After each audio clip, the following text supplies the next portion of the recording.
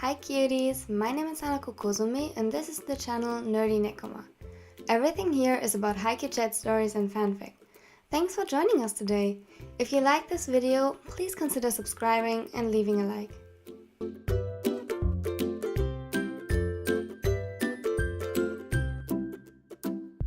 And welcome back to part 3 of Pretend to Get Beat Up.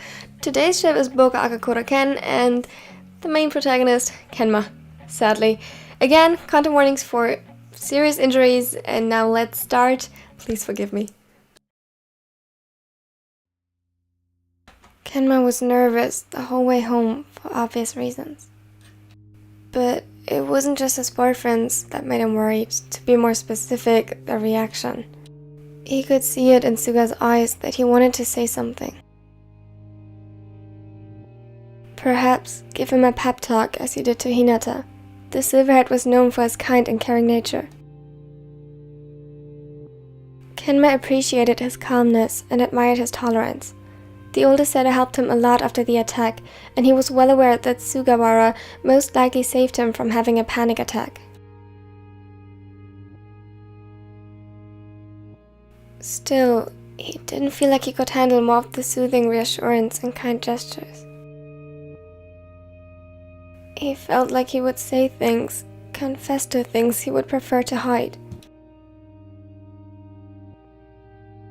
Like most setters, Sugawara was very observant. Other than Kenma, whose analysis followed simple, cold logic, he was good at detecting emotions and irrational patterns deriving from them. In a way, Kenma felt like the other could look right through him without even looking at him. As if he could see the things, Kenma wasn't ready to face himself yet. An eerie silence lingered in the car as none of them dared to utter a word. From the corner of his eyes, Kenma could see Suga throwing unsure glances at him occasionally. Kenma... Huh?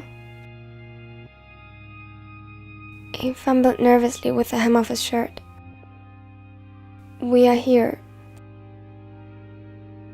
Surprised, the smaller looked up, and true to his words, the car parked in front of his home. Oh, thank you. He lowered his head and grabbed his things. You don't have to talk to me. Just please find someone you can talk to, okay? It doesn't have to be right now, just maybe soon. Kenma gulped. Thanks for the ride, Suga. Suga sighed. Look out for your head and remember your promise. He nodded slowly, avoiding eye contact. Good luck, Kenma. Get better soon.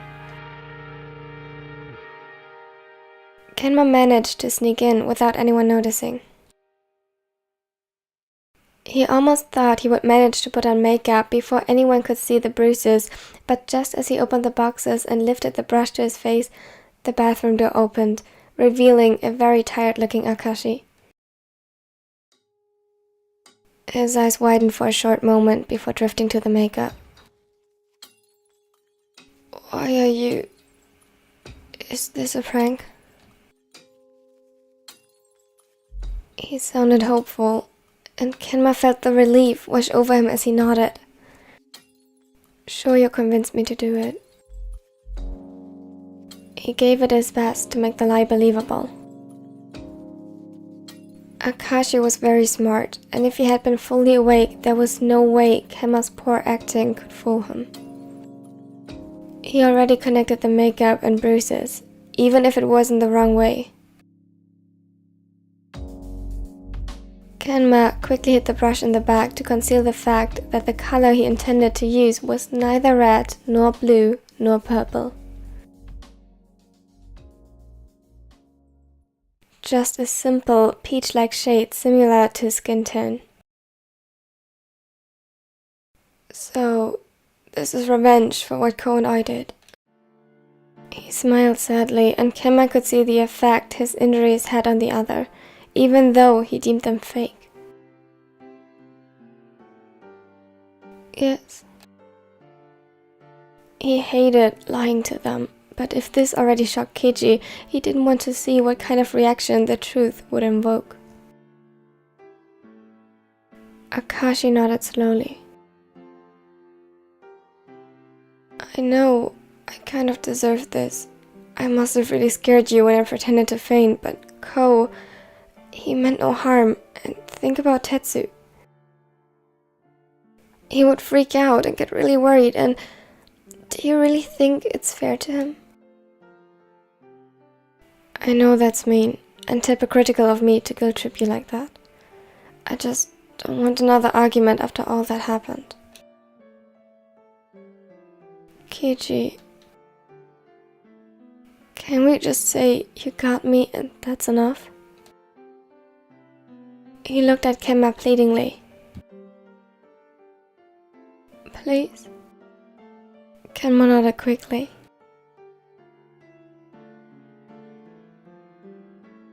The pain in his head flared up at the sudden movement and was the only thing keeping him grounded, reminding him that as much as he wanted to rush over to Akaashi and reassure him, he couldn't.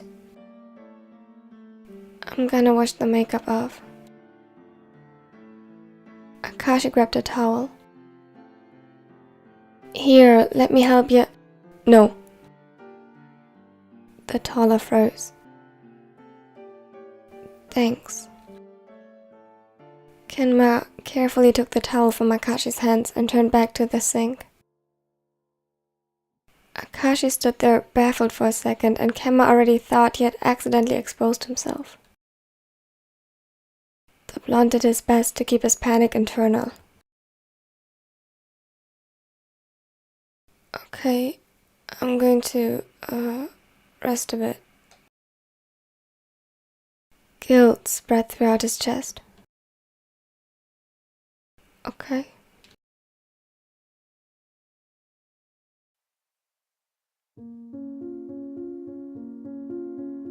The next day passed by uneventfully, besides the fact that both him and Akaashi acted more distant. Kenma, because of his injury, and Akaashi, he didn't know. The other seemed tired, almost exhausted, and occasionally eyed him with concern and some kind of sadness filling his eyes. In order to distract from his obvious lack of interest in cuddles and being carried, Kenma buried himself in work for his channel. So much, he soon ran out of videos to edit. He didn't feel like streaming and settled for recording a short announcement for their boyfriend Q&A for next week. A slight knock on the door interrupted the silence, and he was almost grateful for the distraction. Hey.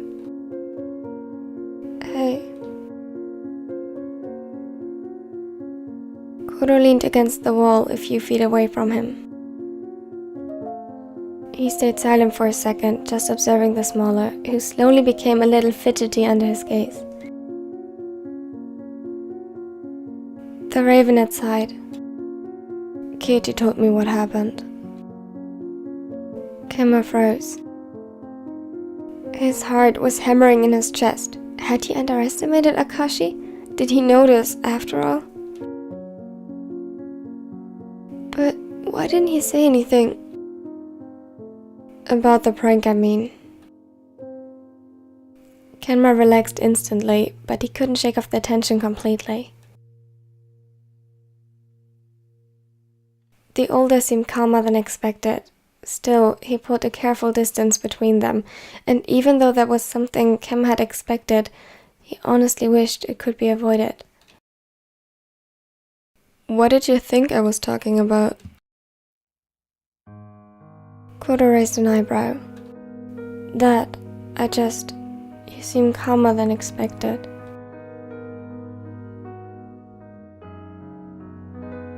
He didn't look at Kuroo. He was afraid if he did, Kuroo would be able to recognize the lie instantly. He knew him too well. Kuroo sighed. To be honest, If it would have been me who saw you first, I probably would have been not as calm. I still don't understand what made you think that was a good idea. Keiji was terrified. I mean, he didn't say it like that. He actually asked me not to be angry with you. But I could see it. Kenma knew exactly what he meant. Akaashi wasn't very verbal about his feelings. He didn't even give them away with his expressions most of the time. Nothing more than a slight frown and little smiles. But he had a tell for everyone who knew him good enough. His hands. It was completely subtle and subconscious on his part. They tensed when he got angry or annoyed. He started fumbling with his fingers or fidgeting with little objects when he was nervous, and he rubbed his palms together slightly when he was deep in thoughts. Yesterday, they were trembling, shaking before clenching around nothing. He had been terrified, even if it was just for a few seconds. I'm sorry. He truly was. Kuroo sighed again and slowly closed the distance between them. I know, kitten, and I'm sure you didn't mean to hurt him or anything. It was just bad timing. Kenma looked at him questioningly. Haven't you noticed? Keiji seems off lately. Kenma nodded thoughtfully, a new worry blooming in his mind. I'm sure it's nothing too bad, or he would have said something already. Maybe some of the idiots at his work again. We just have to reassure him a lot and make sure to be available if he wants to talk. Think you can do that? He smirked a little and Kenma frowned. Of course. I know. And minus yesterday, I'm really proud of you. Kuroo. He rolled his eyes but blushed. The other chuckled and put a strand of hair behind his ear. His smile fell and he backed away a little. Tits. You forgot some of the makeup on your neck. Kenma's eyes widened and he immediately covered the area with his palm. Kuroo's eyes narrowed in confusion. I'm sorry. He hastily went to get up, but staggered and almost fell as he lost balance.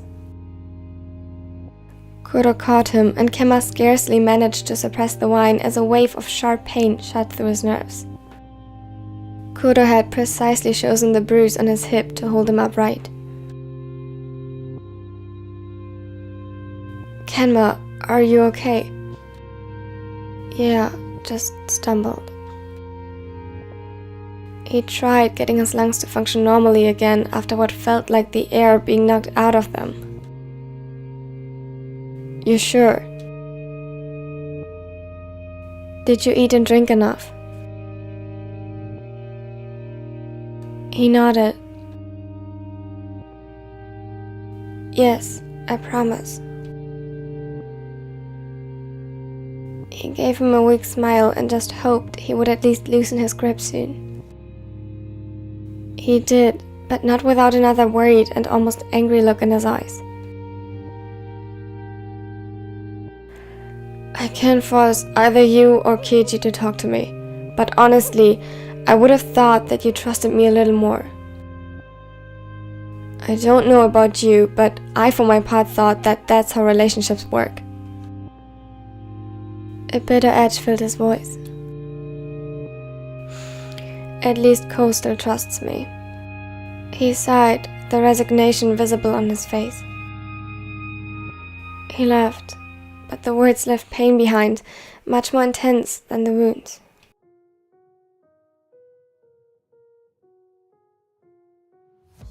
Kenma had thought that the second day was the worst, that he would start healing now.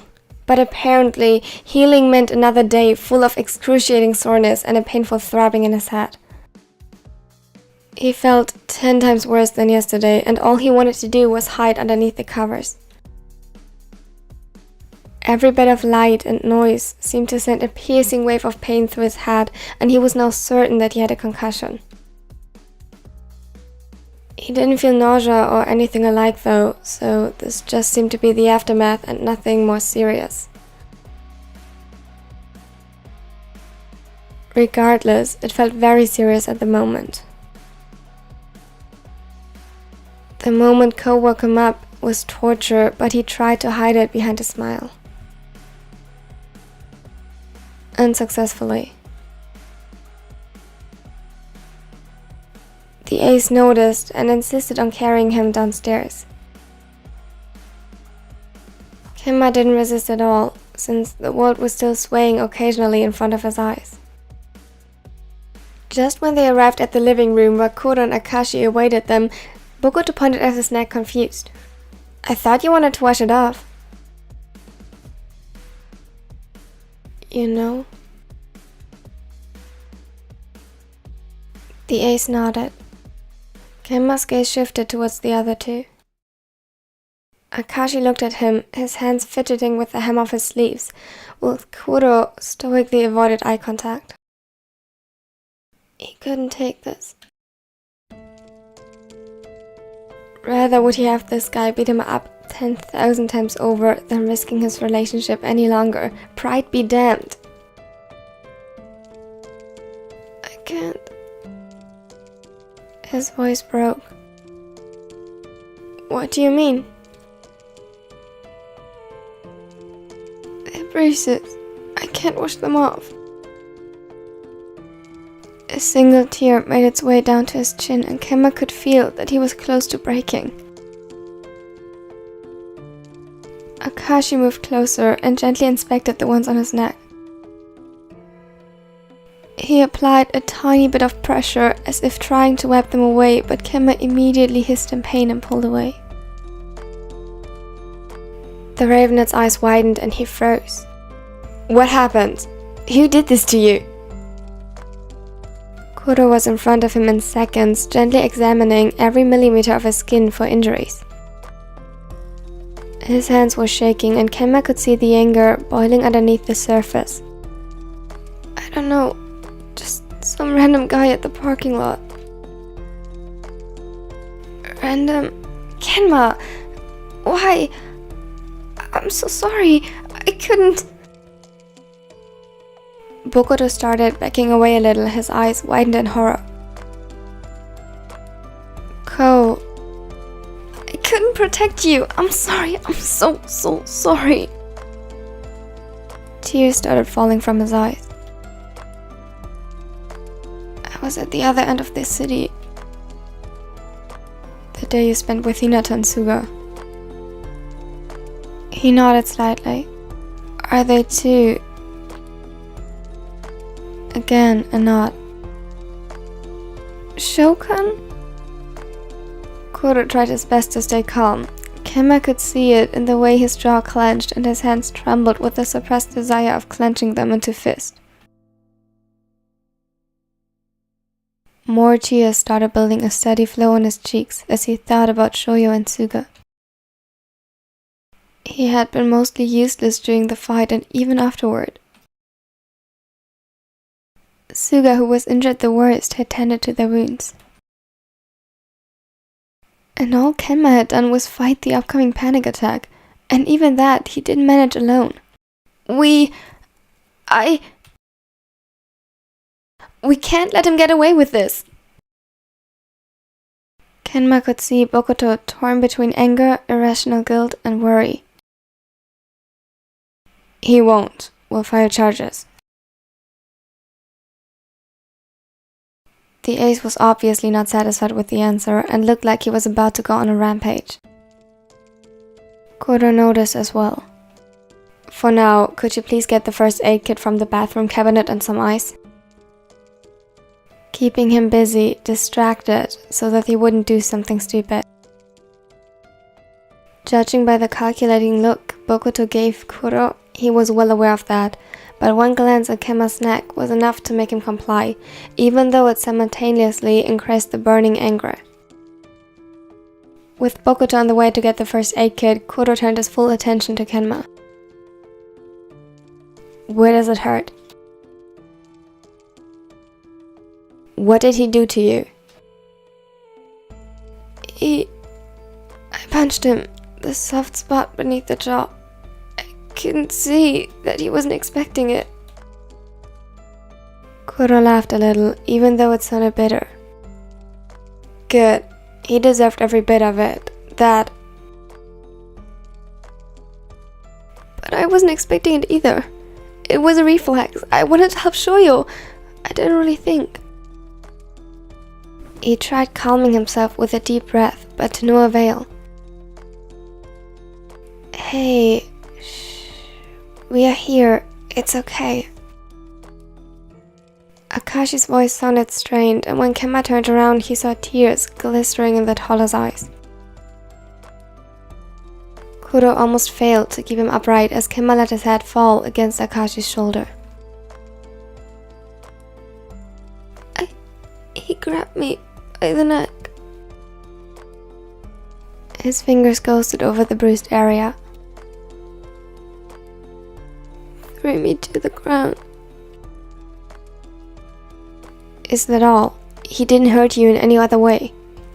Kenma nodded. From the corner of his eyes, he could see Bokito clenching his fists as if asking, isn't that enough? Shoyo stepped between us. He protected me, even though that meant he got hurt more. A sob escaped his throat, accompanied by a whine. The throbbing in his head was borderline unbearable by now. I couldn't protect or defend them. I was just so... He hissed and buried his hands out of reflex in his hair. It hurt, the pain in his head suddenly intensifying, probably a result of the crying. His sight blurred a little again and he had trouble following the conversation. Ken! He whined. It was too loud.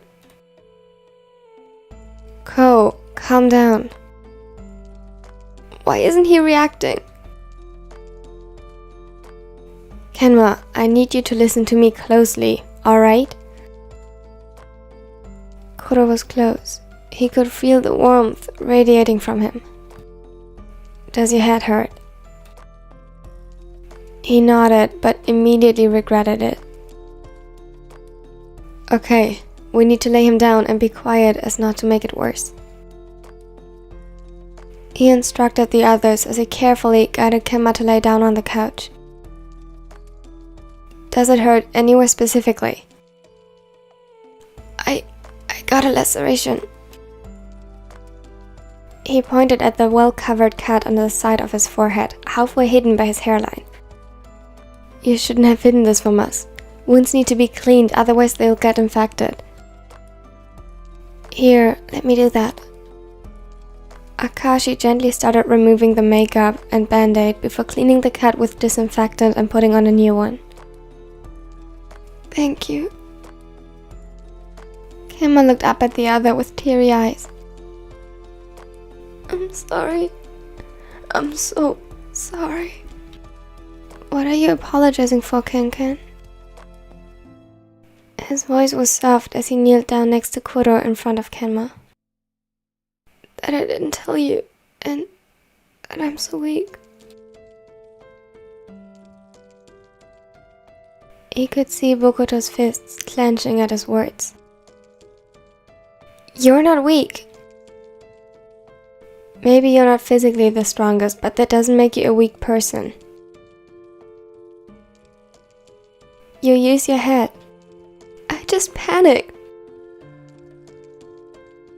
And that's okay. Most people would. Kenma nodded slowly. That you didn't tell us, was that also a panic response? Or... He couldn't say it. didn't even want to think about the possibility that Kenma didn't trust them. Yes. I know I should have. I promised I would. The guilt weighed heavy on his shoulders. I was just afraid. None of anything in particular, just panic. I wanted to hide so badly. I wanted you to protect me, but I thought that was selfish and that it would burden you and... Shh, Kenma, love, it's alright. We believe you that it wasn't on purpose. It's your anxiety, but we can work through that. Thank you. He reached for them but stopped when the pain flared up. Here, ice for your head. Bokito smiled softly and placed the ice wrapped in a cloth on the injury. He leaned down, placing a little kiss next to it. Regardless of his current state, Kenma blushed. That nickname always caught him off guard. Bokito sighed. And don't worry, I won't do anything rushed and stupid. After all, I have Kiji and Tetsuro looking out for me. He pouted. Kenma laughed but grimaced a little as it sent another wave of pain through his head. Maybe we should bring you to a doctor. No, it's fine, just a slight concussion. Akaashi's frown deepened. Okay, if you say so. But if you feel worse, tell us. I will. I just hate hospitals, especially the smell of them. His nose scrunched. I want to stay. I want to stay home. Kuroo chuckled and smirked at him teasingly. You preferred the smell of home? Yes. He blushed. You smell like home. Ken. Bokito hugged him, maybe a little too rough, but Kenma couldn't care less. He just wanted to do what he denied himself these past days, and hide in his boyfriend's cuddles. Kuroo leaned down to whisper something in his ear. Keep him safe, yeah? I'll check on Sho and Sugawara. Bokito nodded seriously and pulled Kenma closer. I'll make us tea.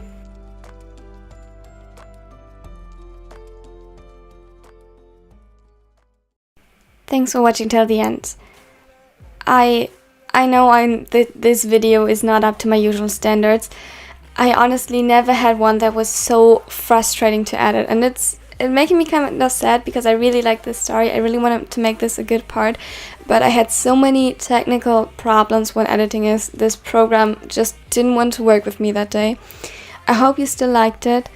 If you want to do me a favor, you can of course always leave a like. I'm working on fixing the bugs, and I hope just the next gets better. Watching numbers grow is what I call sightseeing. In the front row, run it up when they hype me. The following grows, they know how to ignite me. Call me CEO, I've been running shit right, see. And I ain't playing games, I create my own lane, making pleasure out of pain, turning losses into gains, I'm the boss of